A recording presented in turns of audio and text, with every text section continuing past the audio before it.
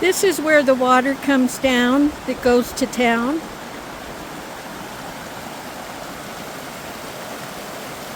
If you have water shares, you water your yard with it.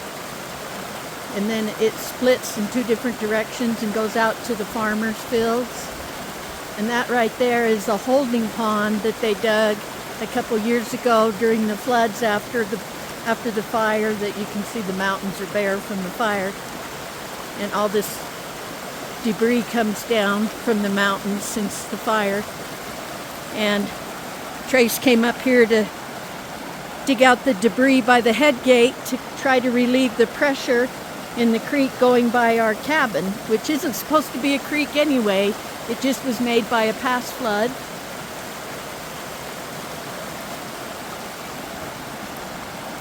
And sometimes when it gets really full, it gets right up by the cabin. So he's trying to get more of it to go down the cement ditch, what's also on our property. But that's a big old holding pond, and they made 3 of them in case we flood again. And they've got all kinds of cement barriers up in town to try to prevent homes from being flooded. I'm walking up here to show you inside the holding pond. That's my hubby shooting in the background.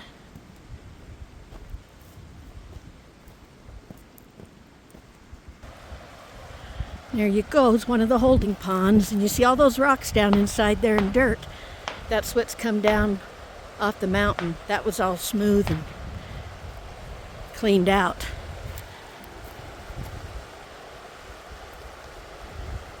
There's the grates down there. I don't know if I have it on them or not.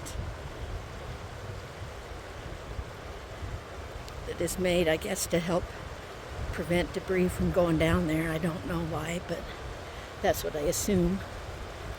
There's a road over there and one behind me for the equipment to get down there and clean it out when they need to.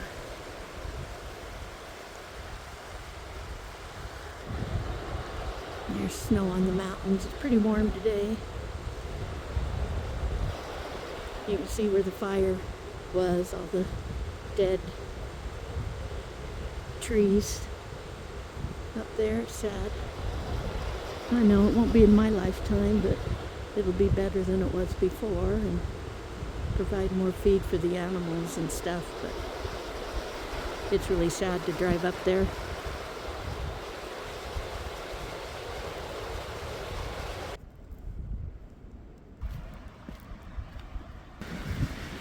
Walking back down to my hubby.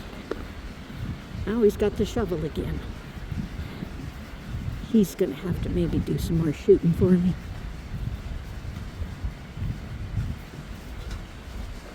Can't tell where the camera's pointing, guys, so I hope I'm getting the things in the frame I want to be seen.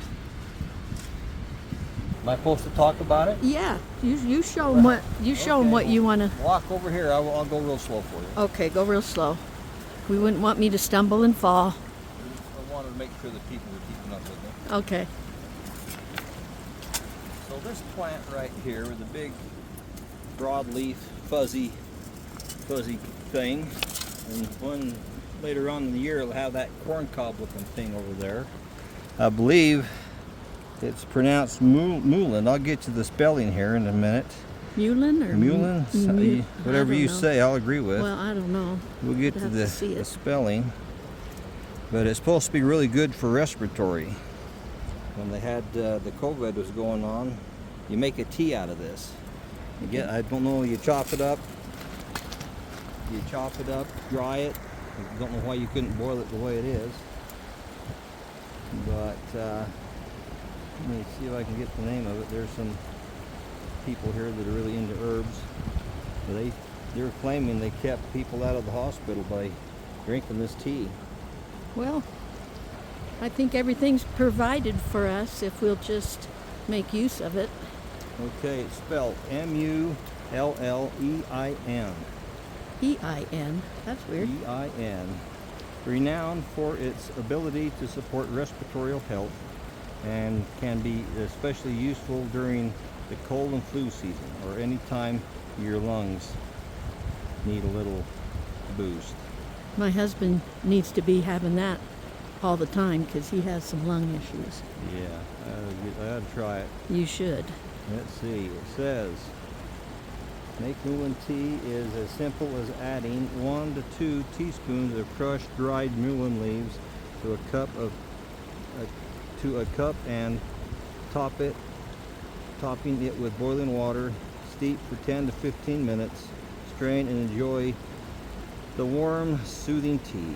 So all you got to do is pick these leaves and dry it, That's and what then crumble it up, and that's what I.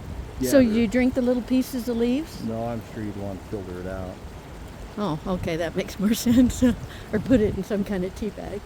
Yeah. One of those little tea Teacup, things I yeah, have. little clamshell things. And this is them dried over here. Come, That's the stalk. let's go see what that looks like.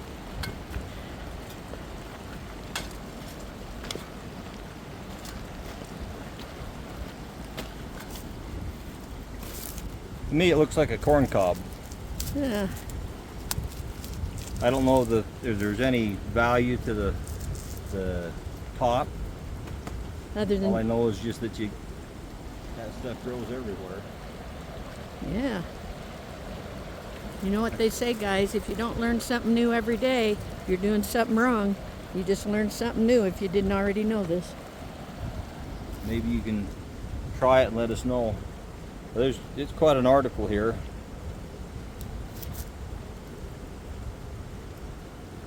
Yeah. Maybe we should have brought a bag, dear. Well, I bet you we could come back. Yeah, we'll come back and we'll harvest some and try her out and tell you folks what it's like. Maybe that's just what the doctor ordered for him. Maybe we'll be naked running around behind the little animals Why would we do that? with hallucinogens. Oh, I hope not. You remember the song, The Wildwood Weed? And that was quite a cute little song. Can't remember who sung it, but it was cute. It sounds familiar, but I don't remember it. It's probably a little before my time. Yeah, it was early 70s, I believe. It was cute. Just a little youngin', honey. Yes, there's a dead cow over there. Maybe it ate too much of it. Oh, really? Did you see that dead cow? Oh, how sad. Oh my gosh, look you guys. I can't tell if I'm gonna get it on video or not. That's one thing. They can do everything but make cell phone screens so you can see what you're doing in the sun. They can do everything else. I don't know if I'm getting it or not. Oh, that poor baby, I'm sad. He's puffed up and deflated already. I don't know if you saw it or not, but that's probably enough.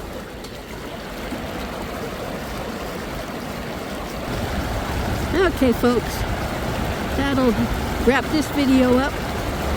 There, that stream goes down through town. This stream is what goes down, that you see all that roaring water that goes down by my cabin and down that cement ditch.